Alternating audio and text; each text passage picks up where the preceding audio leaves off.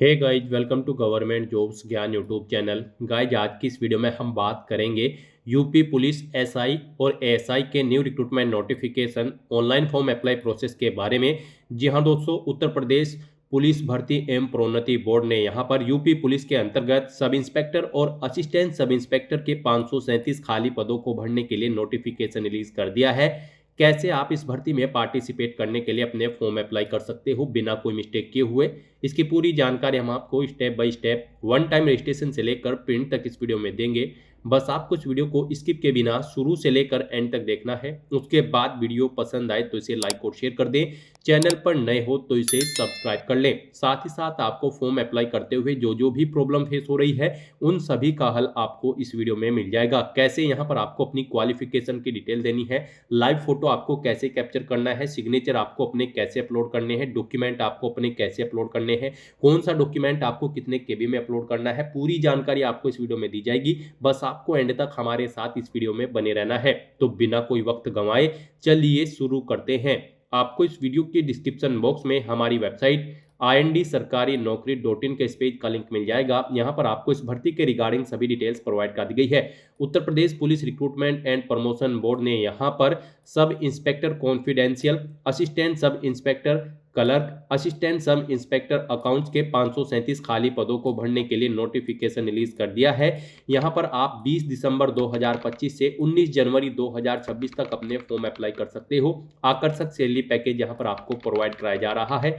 सब inspector confidential police में apply करने के लिए आपके पास बैचलर डिग्री होनी चाहिए किसी भी स्ट्रीम के अंतर्गत, प्लस आपकी हिंदी टाइपिंग की स्पीड 25 वर्ड प्रति मिनट होनी चाहिए, इंग्लिश की टाइपिंग स्पीड 30 वर्ड प्रति मिनट और हिंदी स्टेनोग्राफी में आपकी 80 वर्ड प्रति मिनट टाइपिंग स्पीड होनी चाहिए। और आपके पास NIELIT का O लेवल का सर्टिफिकेट होना चाहिए। और असिस्टेंट सब इंस्पेक्टर क्लर्क की पोस्ट पर अप्लाई करने के लिए भी आपके पास बैचलर डिग्री होनी चाहिए किसी भी स्ट्रीम में। हिंदी की टाइपिंग स्पीड आपकी 25 वर्ड प्रति मिनट, इंग्लिश की टाइपिंग स्पीड 30 वर्ड प्रति मिनट होनी चाहिए और NEILIT का O लेवल का सर्टिफिकेट आपके पास होना चाहिए। और असिस्टेंट सब इंस्पेक्टर अकाउंट की पोस्ट पर अप्लाई करने के लिए आपके पास बैचलर डिग्री होनी चाहिए कॉमर्स या फिर BCom, या फिर आपके पास पोस्ट ग्रेजुएट डिप्लोमा होना चाहिए अकाउंटिंग में। और हिंदी में आपकी टाइपिंग स्पीड 15 वर्ड प्रति मिनट होनी चाहिए। 21 से 28 साल आपकी आयु सीमा रखी गई है।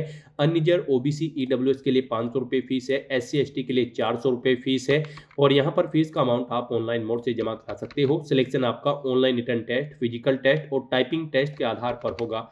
आप ऑल इंडिया से ऑनलाइन मोड में अप्लाई कर सकते हो। उसके लिए आपको इस पेज को नीचे स्क्रॉल डाउन करना है, इंपॉर्टेंट लिंक सेक्शन में आना है, ऑफिशियल नोटिफिकेशन PDF लिंक पर क्लिक करके इस भर्ती के नोटिफिकेशन को ओपन कर लेना है और इसमें से आपको पूरी डिटेल रीड कर लेनी है। यहाँ पर आपको सभी डिटेल्स प्रोवाइड कर दी गई है, जैसे कि क्या पोस्ट का नाम है, कितनी उसके लिए नंबर ऑफ वैकेंसीज है, कैसे आप अप्लाई कर सकते हो, कब से कब तक आप अप्लाई कर सकते हो, क्या आपका एलिजिबिलिटी क्राइटेरिया होना चाहिए, किस कैटेगरी के लिए कितनी वैकेंसीज है।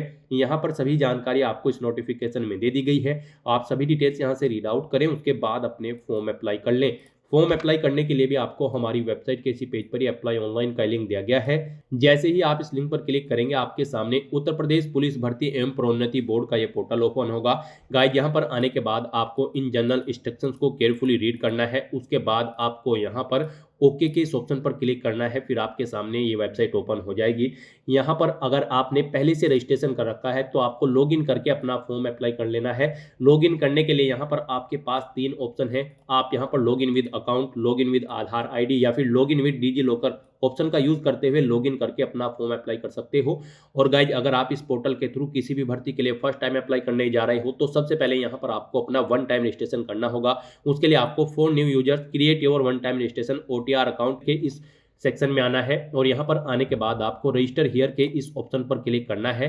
उसके बाद आपके सामने यहाँ पर रजिस्ट्रेशन का फॉर्म ओपन हो जाएगा। गाइज, यहाँ पर आने के बाद आपको अपनी ईमेल ID यहाँ पर एंटर करनी है, अपना मोबाइल नंबर आपको एंटर करना है, जनरेट ईमेल OTP और जनरेट मोबाइल OTP के ऑप्शन पर फिर आपको क्लिक करना है। उसके बाद आपके रजिस्टर्ड मोबाइल नंबर और ईमेल ID पर OTP आएंगे, वो OTP आपको यहाँ पर एंटर करने हैं। और उसके बाद फिर वेरीफाई एंड प्रोसीड के इस ऑप्शन पर क्लिक करना है।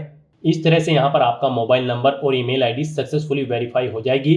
फिर यहाँ पर आपको अपना वेरिफिकेशन कंप्लीट करना है। सबसे पहले यहाँ पर आपको चेक बॉक्स को ओके करना है कि यहाँ पर आपने अपनी 18 साल आयु कंप्लीट कर ली है। फिर यहाँ पर आपको अपनी सहमति प्रदान करनी है अपनी वेरिफिकेशन के लिए। उसके लिए आपको ये डिटेल हिंदी और इंग्लिश में प्रोवाइड कराई गई है। आप किसी भी लैंग्वेज में रीड करने के बाद यहाँ पर इस चेकबॉक्स को ओके करें। सुनना चाहते हैं तो इस ऑप्शन पर क्लिक करके आप इस डिटेल को सुन भी सकते हैं और फिर आप अपनी सहमति यहाँ पर प्रोवाइड करा सकते हैं। उसके बाद यहाँ पर आपको अपना वेरिफिकेशन करना है। यहाँ पर आप अपना वेरिफिकेशन दो तरह से कर सकते हो।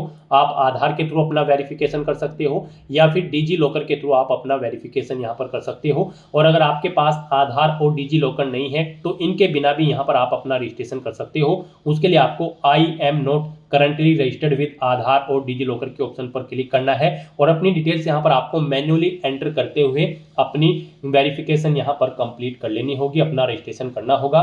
तो यहाँ पर हम आपको बता दें सबसे बेस्ट ऑप्शन आपके लिए आधार वेरिफिकेशन का रहेगा। यहाँ पर हम आपको सजेस्ट करेंगे आप आधार के थ्रू अपना वेरिफिकेशन कर लें। यहाँ पर बाद में भी आपको अपना वेरिफिकेशन करना होगा आधार के थ्रू। जब आप किसी भी भर्ती के लिए अप्लाई करेंगे तो हम आपको सजेस्ट करते हैं आप आधार के थ्रू अपना वेरिफिकेशन यहाँ पर कंप्लीट करें। तो जैसे ही यहाँ पर आप वेरिफिकेशन थ्रू आधार के इस ऑप्शन पर क्लिक करेंगे फिर आपके सामने कुछ इस तरह से इंटरफेस होगा। अब यहाँ पर आपको अपना आधार नंबर एंटर करना है। उसके बाद आपको जनरेट आधार ओटीपी के ऑप्शन पर क्लिक करना है।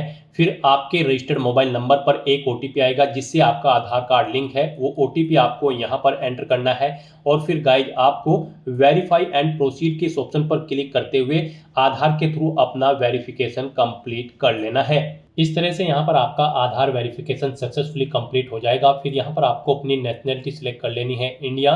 उसके बाद यहाँ पर आपको आपके आधार के अकॉर्डिंग कुछ चीज़ें आपकी ऑटोमेटिकली फिल मिल जाएगी जैसे कि आपका नाम, आपकी डेट ऑफ बर्थ, आपका जेंडर और फिर यहाँ पर बस अब आपको अपने फादर का नाम एंटर करना है। उसके बाद यहाँ पर आपको अपनी 10वीं क्लास की डिटेल प्रोवाइड करनी है। यहाँ पर आपको अपना नाम एंटर करना है आपकी 10वीं की मार्कशीट के अकॉर्डिंग, यानी कि जो आपका नाम आपकी 10वीं की मार्कशीट में है वो एज इट इज आपको यहाँ पर टाइप करना है। फिर यहाँ पर आपको अपनी डेट ऑफ बर्थ एंटर करनी है अपनी 10वीं की मार्कशीट के अकॉर्डिंग DDMMYY फॉर्मेट में। उसके बाद यहाँ पर आपको अपना जेंडर सिलेक्ट करना है। उसके बाद यहाँ पर आपको अपने फादर का नाम दोबारा से टाइप करना है अपनी हाई स्कूल की मार्कशीट के अकॉर्डिंग। इस तरह से अपनी डिटेल प्रोवाइड करने के बाद फिर आपको प्रोसीड के ऑप्शन पर क्लिक करना है। नेक्स्ट यहाँ पर आपको अपना पासवर्ड क्रिएट करना है। यहाँ पर आपके पासवर्ड के लिए आपको गाइडलाइन दी गई है। आपका पासवर्ड कम से कम 8 कैरेक्टर का होना चाहिए और ये अल्फा न्यूमेरिक फॉर्मेट में होना चाहिए। मीन्स आपके पासवर्ड में कम से कम एक अपर केस कैरेक्टर, एक लोअर केस कैरेक्टर, एक इंटीजर नंबर और एक स्पेशल कैरेक्टर जैसे कि @ या फिर डॉलर होना चाहिए। तो इस फॉर्मेट में यहाँ पर आपको अपना पासवर्ड एंटर करना है। हम यहाँ पर आपको सैंपल के तौर पर दिखा रहे हैं। यहाँ पर आप अपने अकॉर्डिंग अपना पासवर्ड एंटर करें। वही पासवर्ड आप यहाँ पर कंफर्म पासवर्ड फील्ड में एंटर करें। उसके बाद आई एम नॉट ए रोबोट के चेकबॉक्स को ओके करें और फिर गाइज आप preview and create an account के इस ऑप्शन पर क्लिक कर दें। फिर यहाँ पर आपने जो डिटेल प्रोवाइड कराई है उसका पूरा प्रीव्यू यहाँ पर आपको शो कर दिया गया है। आपको सभी डिटेल्स केयरफुली चेकआउट करनी है।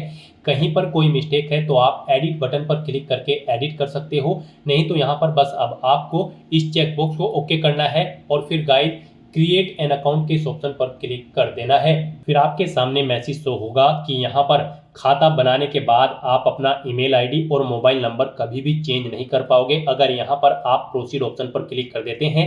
और अगर आप चेंज आउट करना चाहते हैं तो इस मैसेज को कट करें और एडिट करके अपना मोबाइल नंबर या फिर ईमेल आईडी आप चेंज कर सकते हैं। तो यहाँ पर अगर सभी चीज़ें ओके हैं तो अब यहाँ पर आपको प्रोसीड के इस ऑप्शन पर क्लिक कर देना है।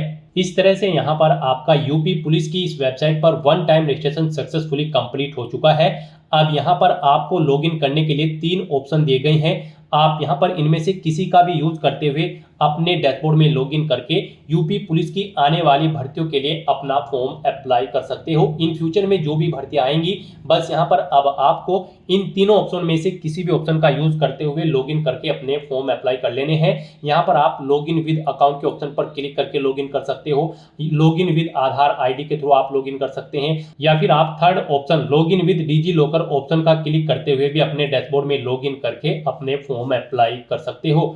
गाइस यहाँ पर जैसे ही आप लॉगिन विद अकाउंट इस ऑप्शन पर क्लिक करेंगे आपके सामने कुछ इस तरह से इंटरफेस होगा। यहाँ पर आने के बाद आपको अपना मोबाइल नंबर या फिर ईमेल आईडी एंटर करनी है। अपना पासवर्ड आपको एंटर करना है जो पासवर्ड आपने क्रिएट किया है।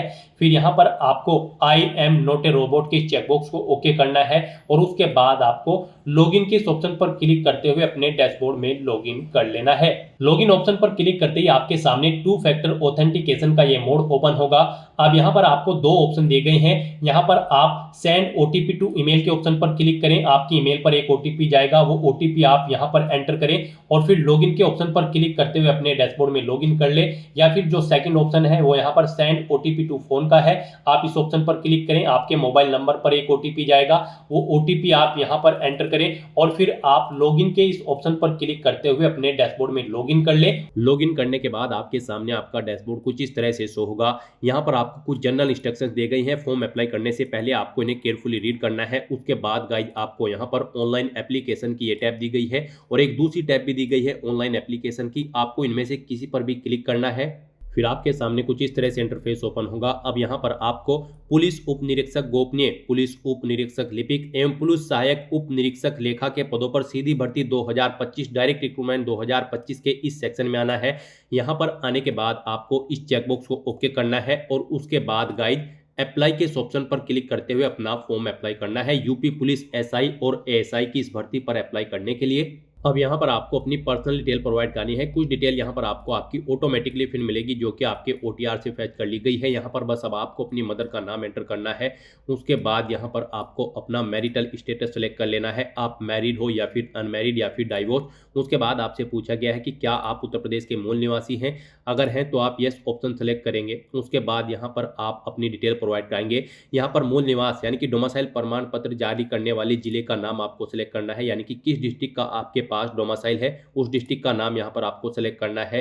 फिर आपको जिसने डोमिसाइल प्रोवाइड कराया है उस डेजिग्नेशन रैंक को यहाँ पर आपको सेलेक्ट कर लेना है, जैसे कि एडीएम, सिटी मजिस्ट्रेट, डीएम या फिर एसडीएम या फिर तहसीलदार, जिसने भी आपको डोमिसाइल इशू कराया है वो आप यहाँ पर सेलेक्ट करेंगे। किस डेट को इशू हुआ है वो डेट आप यहाँ पर सेलेक्ट करेंगे। उसके बाद यहाँ पर आपको अपने डोमिसाइल सर्टिफिकेट का एप्लीकेशन नंबर देना है, उसका सीरियल नंबर यहाँ पर देना है। और अगर आप उत्तर प्रदेश के निवासी नहीं हैं तो आप सिंपली यहाँ पर नो ऑप्शन सेलेक्ट करेंगे। फिर यहाँ पर आपको जनरल कैटेगरी में काउंट किया जाएगा, आप चाहे किसी भी श्रेणी से आते हो तो यहाँ पर आप अपने अकॉर्डिंग ऑप्शन सेलेक्ट करेंगे। उसके बाद गाइड यहाँ पर आपको अपनी श्रेणी सेलेक्ट कर लेनी है। अगर आप उत्तर प्रदेश से हैं तो यहाँ पर आप अपनी कैटेगरी सेलेक्ट करेंगे, आप जिस कैटेगरी से बिलोंग करते हैं। यहाँ पर अगर आप रिजर्व कैटेगरी से बिलोंग करते हैं तो फिर यहाँ पर आपको अपना श्रेणी प्रमाण पत्र जारी करने वाला डिस्ट्रिक्ट सेलेक्ट करना होगा, किस डिस्ट्रिक्ट से आपको कैटेगरी सर्टिफिकेट मिला है, किसने प्रोवाइड कराया है वो यहाँ पर आपको सेलेक्ट करना है, किस डेट को इशू हुआ है वो डेट आपको सेलेक्ट करनी है, उसका एप्लीकेशन नंबर और सीरियल नंबर यहाँ पर आपको एंटर कर देने हैं। उसके बाद यहाँ पर आपको अपने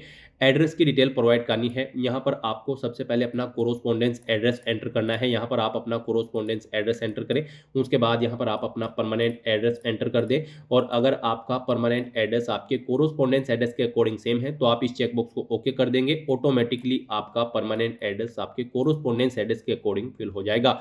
उसके बाद यहाँ पर आपको अपना स्टेट सेलेक्ट करना है, डिस्ट्रिक्ट सेलेक्ट करना है। इस तरह से अपनी डिटेल प्रोवाइड करने के बाद आपको सेव के इस ऑप्शन पर क्लिक करते हुए अपनी ये सभी डिटेल्स यहाँ पर सेव कर देनी है और फिर गाइड आपको नेक्स्ट के इस ऑप्शन पर क्लिक करना है।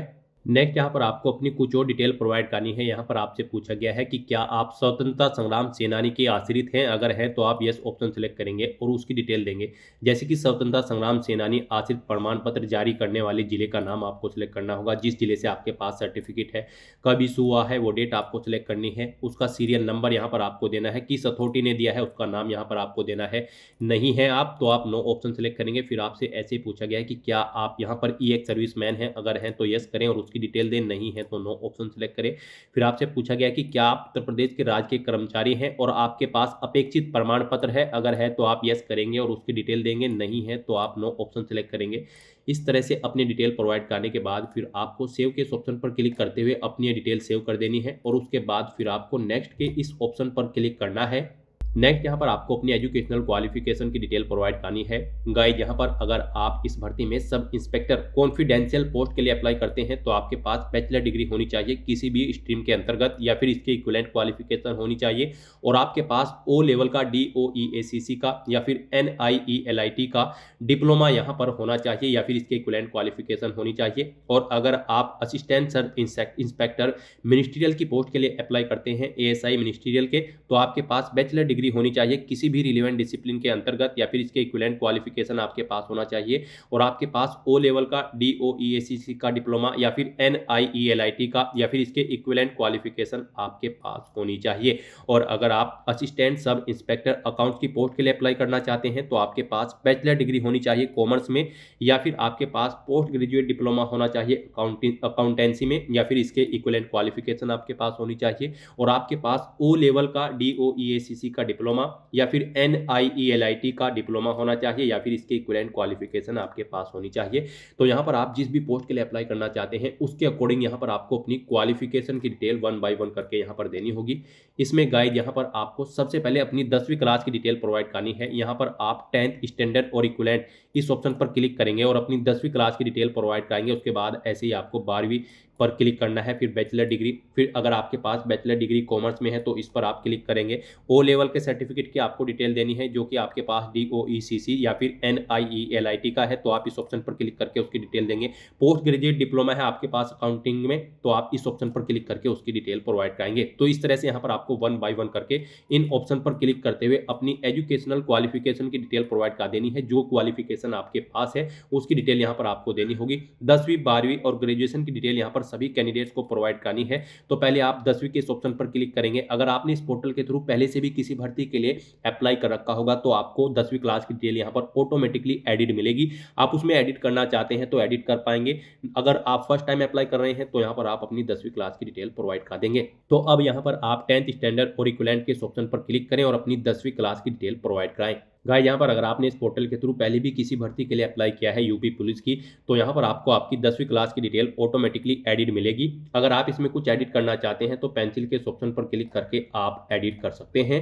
अगर आप अपनी डिटेल एडिट करना चाहते हैं तो फिर आपके सामने कुछ इस तरह से इंटरफेस शो होगा। और अगर आप बिल्कुल न्यू हैं, फर्स्ट टाइम आप अप्लाई कर रहे हो उस पोर्टल के थ्रू तो आपको 10th स्टैंडर्ड के इस ऑप्शन पर क्लिक करने के बाद कुछ इस तरह से इंटरफेस शो होगा। यहाँ पर आपको सबसे पहले बोर्ड का नाम सेलेक्ट करना होगा जिस बोर्ड से आपने अपनी 10वीं क्लास पास आउट की है। पासिंग मंथ और ईयर यहाँ पर आपको इस ऑप्शन पर क्लिक करके सेलेक्ट कर लेने होंगे। अपना 10वीं का रोल नंबर यहाँ पर एंटर करना है। सर्टिफिकेट का सीरियल नंबर आपको अपने 10वीं के यहाँ पर एंटर करना है और उसके बाद यहाँ पर आपको अपडेट या फिर ऐड के ऑप्शन पर क्लिक करके अपनी 10वीं क्लास की डिटेल यहाँ पर ऐड कर देनी है। फिर गाइस यहाँ पर आपको अपनी 12वीं क्लास की डिटेल प्रोवाइड करनी है तो उसके लिए आप यहाँ पर 12th स्टैंडर्ड और इक्विवेलेंट के इस ऑप्शन पर अब क्लिक करेंगे और यहाँ पर भी आपको सेम ऐसे ही अपनी क्वालिफिकेशन की डिटेल देनी होगी। यहाँ पर आपको सबसे पहले बोर्ड का नाम सेलेक्ट करना है जिस बोर्ड से आपने यहाँ पर अपनी 12वीं क्लास पास आउट की है। उसके बाद पासिंग मंथ और ईयर आपको सेलेक्ट कर लेनी है। अपना 12वीं का रोल नंबर यहाँ पर आपको एंटर करना है। 12वीं के सर्टिफिकेट का सीरियल नंबर यहाँ पर एंटर करना है और उसके बाद आपको ऐड के इस ऑप्शन पर क्लिक करते हुए अपनी 12वीं क्लास की डिटेल भी यहाँ पर ऐड कर देनी है। उसके बाद गाइस यहाँ पर आपको अपनी बैचलर डिग्री या फिर इसके इक्विवेलेंट अगर आपके पास क्वालिफिकेशन है तो उसकी डिटेल आपको देनी है। यहाँ पर आप बैचलर डिग्री के इस ऑप्शन पर क्लिक करेंगे। कॉमर्स में अगर आपके पास बैचलर डिग्री है तो वो यहाँ पर आप इस ऑप्शन पर क्लिक करेंगे। तो यहाँ पर अब आपको अपनी बैचलर डिग्री की डिटेल देनी है तो आप बैचलर डिग्री के इस ऑप्शन पर क्लिक करेंगे। बैचलर डिग्री की डिटेल प्रोवाइड कराते हुए भी सबसे पहले यहाँ पर आपको सब्जेक्ट सेलेक्ट करना होगा किस सब्जेक्ट में आपने अपनी बैचलर डिग्री पास आउट की है। उसके बाद यहाँ पर आपको यूनिवर्सिटी का नाम सेलेक्ट करना है। उसके बाद आपने कब पास आउट किया है वो मंथ और ईयर आपको सेलेक्ट करने हैं। अपना यहाँ पर ग्रेजुएशन का रोल नंबर आपको एंटर करना है। उसके सर्टिफिकेट का सीरियल नंबर यहाँ पर आपको एंटर कर देना है और उसके बाद आपको ऐड के इस ऑप्शन पर क्लिक करते हुए अपनी बैचलर डिग्री की डिटेल भी यहाँ पर ऐड कर देनी है। फिर गाइस यहाँ पर आपको अपने ओ लेवल डिप्लोमा जो कि आपके पास DOEACC का होना चाहिए या फिर NIELIT का जो आपके पास डिप्लोमा है या फिर इसके इक्विवेलेंट आपके पास कोई क्वालिफिकेशन है तो उसकी डिटेल भी यहाँ पर आपको देनी होगी। उसके लिए यहाँ पर अब आपको ओ लेवल फ्रॉम DOEACC/NIELIT के इस ऑप्शन पर क्लिक करना है और अपने इस डिप्लोमा की डिटेल यहाँ पर आपको प्रोवाइड करनी है। डिप्लोमा की डिटेल प्रोवाइड करते हुए भी यहाँ पर आपको सबसे पहले सब्जेक्ट सेलेक्ट करना है जिसमें आपके पास यहाँ पर डिप्लोमा है। ओ लेवल फ्रॉम DOEACC/NIELIT या फिर आपके पास जो भी है ए लेवल कंप्यूटर कोर्स है या फिर बी लेवल कंप्यूटर कोर्स है, आप अपने अकॉर्डिंग यहाँ पर ऑप्शन सेलेक्ट करेंगे। उसके बाद कॉलेज विश्वविद्यालय का या फिर संस्थान का नाम देंगे जिससे आपने अपना ये डिप्लोमा पास आउट किया है। फिर आपको यहाँ पर पासिंग मंथ और ईयर सेलेक्ट करना है। अपना रोल नंबर देना है। सर्टिफिकेट सीरियल नंबर यहाँ पर देना है और ऐड के इस ऑप्शन पर क्लिक करते हुए यहाँ पर आपको अपने इन DOECC और NIELIT के डिप्लोमा की डिटेल को भी यहाँ पर आपको ऐड कर देना है। उसके बाद सेम ऐसे ही यहाँ पर आपको अपनी पोस्ट ग्रेजुएट डिप्लोमा की डिटेल को भी ऐड कर देना है अगर आपके पास ये क्वालिफिकेशन है। इनमें से अगर आपके पास कोई क्वालिफिकेशन नहीं है तो उस क्वालिफिकेशन को आपको ऐड नहीं करना है। इस तरह से यहाँ पर आपको वन बाय वन करके अपनी क्वालिफिकेशन ऐड कर देनी है, जो भी आपकी क्वालिफिकेशन है। और फिर गाइज आपको यहाँ पर नेक्स्ट के इस ऑप्शन पर क्लिक करना है। नेक्स्ट यहाँ पर आपको अपने डॉक्यूमेंट अपलोड करने हैं, लाइव फोटो कैप्चर करना है और सिग्नेचर यहाँ पर आपको अपने अपलोड करने हैं। गाइज यहाँ पर आपको अपना डोमिसाइल सर्टिफिकेट अपलोड करना है। 10वीं क्लास का जो यहाँ पर आपका सर्टिफिकेट मार्कशीट है वो आपको अपलोड करनी है। 12वीं का सर्टिफिकेट मार्कशीट आपको अपलोड करनी है। बैचलर डिग्री के सर्टिफिकेट और मार्कशीट अपलोड करने हैं। यहाँ पर अगर आपके पास कॉमर्स का सर्टिफिकेट है, बैचलर डिग्री अगर आपने कॉमर्स में की है तो उसके सर्टिफिकेट और मार्कशीट यहाँ पर आपको अपलोड करने हैं। ओ लेवल DOEACC या फिर NIELIT का यहाँ पर आपके पास जो डिप्लोमा है वो उसका सर्टिफिकेट यहाँ पर आपको अपलोड करना है। अगर आपके पास पोस्ट ग्रेजुएट डिप्लोमा है अकाउंटेंसी में तो वो भी यहाँ पर उसके सर्टिफिकेट और मार्कशीट आपको अपलोड करने हैं। अपने इन डॉक्यूमेंट्स को अपलोड करने के लिए गाइज आपको यहाँ पर इन एरो कीज के ऑप्शन पर क्लिक करना है, फाइल को सेलेक्ट कर लेना है और वन बाय वन करके आपको अपने इन सभी डॉक्यूमेंट्स को यहाँ पर अपलोड कर देना है। एरो की के ऑप्शन पर क्लिक करने के बाद आपके सामने कुछ इस तरह से पॉपअप शो होगा। यहाँ पर आपको ब्राउज के ऑप्शन पर क्लिक करना है, फाइल को सेलेक्ट कर लेना है और यहाँ पर वन बाय वन करके अपने सभी डॉक्यूमेंट्स को आपको अपलोड कर देना है। आपके डॉक्यूमेंट यहाँ पर PDF फॉर्मेट में होने चाहिए और 1 MB से कम उनका साइज होना चाहिए। तो यहाँ पर आपको ब्राउज के ऑप्शन पर क्लिक करना है, फाइल को सेलेक्ट कर लेना है और उसके बाद आपको सेव के इस ऑप्शन पर क्लिक करते हुए वन बाय वन करके अपने इन सभी डॉक्यूमेंट्स को यहाँ पर अपलोड कर देना है। यहाँ पर आपको वही डॉक्यूमेंट्स होंगे, पीछे आपने जो क्वालिफिकेशन में अपनी डिटेल प्रोवाइड कराई होगी उसके अकॉर्डिंग यहाँ पर आपको अपने इन डॉक्यूमेंट्स की लिस्ट देखने को मिलेगी और इन्हें यहाँ पर आपको अपलोड करना होगा। सक्सेसफुली डॉक्यूमेंट अपलोड करने के बाद आपके सामने अपलोडेड ऑप्शन यहाँ पर शो हो जाएगा। यहाँ पर आप व्यू के इन ऑप्शन पर क्लिक करके अपने अपलोडेड डॉक्यूमेंट को आप व्यू कर सकते हैं। कोई मिस्टेक हो गई है तो आप डिलीट के ऑप्शन पर क्लिक करके अपने इन डॉक्यूमेंट्स को यहाँ पर डिलीट भी कर सकते हो। उसके बाद गाइज यहाँ पर आपको अपना लाइव फोटो कैप्चर करना है। इसे कैप्चर करने के लिए आपको कुछ इंस्ट्रक्शन दे गए हैं। आपको इन इंस्ट्रक्शंस को केयरफुली वन बाय वन करके रीड कर लेना है और उसके बाद आपको अपना लाइव फोटो कैप्चर करना है। फोटो कैप्चर करते समय यहाँ पर आपको अपने चेहरे पर कोई मास्क नहीं लगाना है, कोई चश्मा वगैरह आपको अपने चेहरे पर नहीं पहनना है। अगर आप चश्मा नहीं पहनते हैं, सिंपल बैकग्राउंड आपका होना चाहिए उस स्थान पर जहां पर आप अपना लाइव फोटो कैप्चर करेंगे। प्रॉपर वे में लाइट होनी चाहिए। तो इन इंस्ट्रक्शंस को आपको रीड कर लेना है। उसके बाद यहाँ पर आपको अपना लाइव फोटो कैप्चर करना है। यहाँ पर आपको फोटो कैप्चर करने से पहले सैंपल ऑफ फ्यू रिजेक्टेबल फोटो के इस ऑप्शन पर क्लिक करके चेकआउट कर लेना है कि किस तरह के फोटो यहाँ पर आपके एक्सेप्टेबल होंगे और किस तरह के फोटो यहाँ पर आपके अनएक्सेप्टेबल होंगे। तो यहाँ पर जब आप इस ऑप्शन पर क्लिक करेंगे तो आपके सामने कुछ इस तरह से इंटरफेस होगा। यहाँ से आप चेकआउट कर सकते हो। इस तरह के फॉर्मेट में आपके फोटो एक्सेप्टेबल नहीं होंगे और इस तरह के फॉर्मेट में यहाँ पर आपका फोटो एक्सेप्टेबल होगा। कुछ इस तरह से यहाँ पर आपको अपना लाइव फोटो कैप्चर करना है। तो यहाँ से आप डिटेल चेकआउट करें और उसके बाद गाइज आप यहाँ पर कैप्चर लाइव इमेज के इस ऑप्शन पर क्लिक करें और अपना लाइव फोटो यहाँ पर कैप्चर कर लें। कैप्चर लाइव इमेज के ऑप्शन पर क्लिक करने के बाद आपके सामने कुछ इस तरह से इंटरफेस ओपन होगा। गाइज यहाँ पर आप अपने वेब कैमरा के थ्रू या मोबाइल फोन के थ्रू लॉगिन करके अपने अकाउंट में अपना फोटो कैप्चर कर सकते हो। यहाँ पर आने के बाद आपको अपना जो फेस है वो इस सर्कल के अंतर्गत रखना है और फिर यहाँ पर आपको अपनी आंखों को झपकाना है 3 या 4 बार और उसके बाद गाइज आपको फिर यहाँ पर कैप्चर के इस ऑप्शन पर क्लिक करते हुए अपना लाइव फोटो कैप्चर कर लेना है। फोटो कैप्चर करने के बाद यहाँ पर आपको अपने सिग्नेचर अपलोड करने हैं। सिग्नेचर अपलोड करने के लिए भी आपको गाइडलाइन दी गई है। आपको सिग्नेचर एक व्हाइट पेपर पर ब्लैक इंक या फिर ब्लू पेन से करने होंगे और यहाँ पर आपके सिग्नेचर की जो फाइल का साइज है वो गाइज यहाँ पर 5 KB से 20 KB के बीच में होना चाहिए और यहाँ पर 50 mm × 20 mm यहाँ पर आपके सिग्नेचर का साइज होना चाहिए। ये सिग्नेचर आपके JPG या फिर JPEG या फिर JPE फॉर्मेट में होने चाहिए। तो अपने सिग्नेचर अपलोड करने के लिए भी आपको ब्राउज के इस ऑप्शन पर क्लिक करना है, फाइल को सेलेक्ट कर लेना है और अपने सिग्नेचर की फाइल को यहाँ पर आपको अपलोड कर देना है। और इस तरह से अपने डॉक्यूमेंट फोटो कैप्चर करने के बाद और सिग्नेचर अपलोड करने के बाद गाइज आपको सेव के इस ऑप्शन पर क्लिक करते हुए अपने सभी डिटेल्स और डॉक्यूमेंट्स सेव कर देने हैं और फिर आपको यहाँ पर नेक्स्ट के इस ऑप्शन पर क्लिक करना है।